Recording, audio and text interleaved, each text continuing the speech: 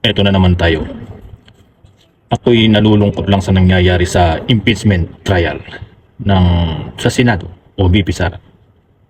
Lalo na ngayon sa mga witness na kanilang ipinipresenta. Mukhang wala pa namang naipapakitang matibay na ebidensya ang prosecutor. Eto katatapos lang na pinatawag si Mr. Wamil na dating COA. Masakit man sa kalooban niya o hindi man bukal sa kalooban niyang mag-witness, wala siyang magawa dahil pinasubpoy na siya at nabigyan siya ng instruksyon ng mga prosecutor kung ano lang ang dapat niyang sabihin. Kaya naman nang sabihin niya na ang UBP ni VP Sara ang meron lang confidential fund. Nung pala, meron din si UBP Binay.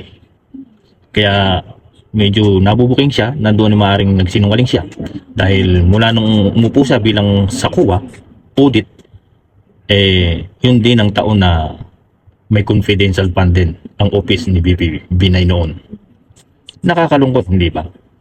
Ibig sabihin, hindi pa matibay yun na ebidensya. Maraming mga katanungan at meron sumunod sa kanyang witness na babae.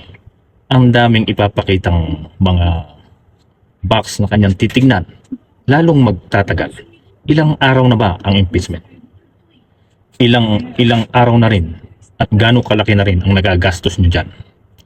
Tingnan nyo ngayon, eto, mangungulit na naman ako. Babalikan ko na naman. Mukhang wala nang pag-asa pa. Ito, bumabaha na naman. Tag-ulan. Napapanood ko kasi sa mga TV, social media, ang daming mga lugar na binaha. What? Dapat sana hindi ganyan ang nangyayari. Kung noon pa sana ay wala ng ghost project. Di wala sanang binabaha ngayon. Meron man pero hindi na ganito katulad na kalalim o kataas. Hindi po ba kayo naaawa sa ating mga kababayang mahihirap, mamamayang mahihirap? Pero wala nang pag-asa. Hihintayin na lang natin ng tag-araw para magawa ang mga project ulit. At sana wala ng ghost. Tingnan nyo na naman kasi, ang laki ng pera na dapat nakalaan dyan. Wala na sanang binabaha, pero walang magagawa ang mga budget na ilagay sa malita. Di bale, malapit naman na yatang matapos o baka abutin pa hanggang December yung impeachment na yan. Sana naman masimulan na ang mga project sa flood control. Bumawi naman kayo sa mamamayang may hirap. Kaya lang, sa habang itinatagal ng impeachment na yan, ang daming perang nasasayang na sana ay itulong nyo sa mahihirap. Tulad ngayon, nagtataka rin ako na TRO ang wage increase. Bakit naman kasi Manila lang ang may wage increase? Sana naman kapag ka na-aprobahan ang wage increase dyan, ulit ang 85 pesos, magkaroon naman po sana sa probinsya. Kahit konti lang. Napakaliit na tulong po yan. Ngunit kahit papano napagtsatsagaan na ng may hirap nating mamamayan. Walang magagawa, yan lang ang kayang ibigay ng gobyerno. At mukhang kumukontra kasi ang mga oligarko. Kaya maaaring na TRO na yan, isa na yun sa dahilan. Pero sana kapag na-aprobahan ulit yan, idamay nyo naman na ang probinsya. Dahil kung minsan nga ay mas mahal pa ang bilihin sa probinsya. Sa mga city-city, medyo mahal ng konti dyan. Kaya po sana, masilip nyo naman po yan at tutukan nyo lagi. Laging dyan po sana kayo tumutok. Ang mga congressman, ang inyong mga nasasakupan, mga gobernador, mga mayors, marami pong binabaha sa inyong mga lugar. Sana naman po, tutukan nyo po yan. Kawawa po ang inyong mga nasasakupan. Hindi po ba kayo naaawa? Humingi po kayo ng tulong sa gobyerno ng pangmatagalan na tulong. Hindi pang samantala, hindi pang 2 taong ulan lang. Giba na naman ang flood control.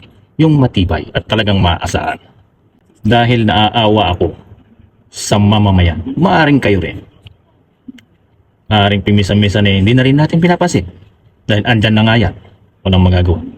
Kaya po sa mga politiko na nakaupo, tumayo naman tayo ng konti at iunat-unat ang ating mga paa at mga kamay upang mawala ang pamamanhid niyan. At medyo tumakbo naman ng dugo at magising ang ating utak at mapansin naman po natin yan. Bigyan po natin ng pagtuunan po natin ang nangyayari sa ating mamamayan. Lalo na kung ganitong tag-ulan, bagyo. Ayan, paminsan-minsan lumilindol pa. Kaya kung gagawa po tayong muli sa flood control ay yung matibay. Hindi lang para sa baha, kundi pati sa lindol. Mukhang baka pagkrakin ng lindol yan. Kaya eto tayong muli, nananawagan po kong muli. Sana naman po magkaisa kayo pagkat matapos din po agad ang impeachment na yan. At kung matapos po niyan, tanggapin po natin kung ano man po magiging resulta. At sana po matapos na po ang lahat ng yan at magkasundo-sundo kayo, depensa at prosecutor. Kasi naman sa mga prosecutor, trial pa lang, wala pang matibay kayong pinapakita, inaakusahan nyo na at tinuturing nyo ng guilty ang OBP. Kaya nga po nililitis pa may trial pa lang Eto na po tayo muli. Muli po, sana naman. Hindi ko alam kung paano nyo uumpisahan ang investigasyon sa flood control o talagang iisang tabi nyo na lang yan.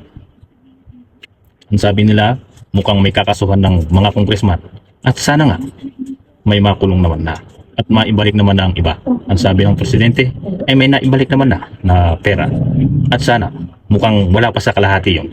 Itulong nyo naman na sa mahirap yung pang matagalan, hindi yung pang samantala lang, at magawa nyo ng maayos na paraan. At sa ngayon ang maaaring may gagawa nyo ay ang magbigay ng tulong, pansamantalang tulong, mga ayuda, pagkain, mga damit para sa mga dumili ka sa kanilang lugar dahil sa baha. Maaaring nabasa ang ibang kanilang mga kasuotan, mga tubig na mainom. Kailangan po nila yan. At hindi lang po sana nabaha ang inyong matulungan pansamantala. Pati po ang ibang mga lugar ang kakailangan, marami rin pong nangangailangan ng tulong ninyo. Mga mayors, tignan po natin ang ating nasasakupan. Lalo na sa lowlander. Sana po magawan po ninyo ng maayos na paraan ito. Wala pong kawawang mga mamamayan. Mahihirap na nga sila. Andyan sila, lumilikas. Ang iba'y lumuluha, nagdarasal sa mga ulan. Ang hirap dyan sa matinatawag nilang evacuation center. Sana naman po makita nyo ang kanilang kalagayan. Kawawa po sila. Huwag lang po tayong tumutok dyan sa impeachment. Muli po mga congressman, mga gobernador, mga mayors, tulungan nyo po ang inyong mga nasasakupan. Sana po matulungan nyo sila ng kaagad-agad. Mukhang wala pang nababalitang nagpapamudmud ng ayuda. Sana po meron na at meron pa ulit. Muli po, what happened in our country, Mr. President? Kuro-kuro lang man po. Bato-bato sa langit ang tamaan.